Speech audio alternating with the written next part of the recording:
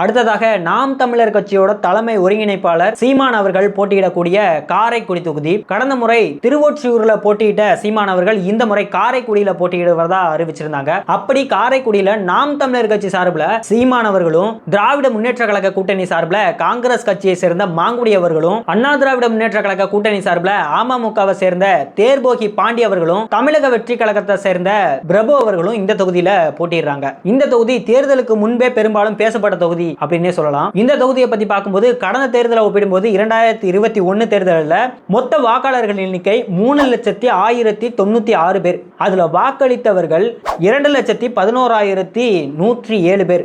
அதாவது வாக்கு சதவீதம் 70.10% பேர். அதே இந்த தேர்தலில் 2,26,506 பேர் இந்த தேர்தலில் வாக்களிச்சிருந்தாங்க.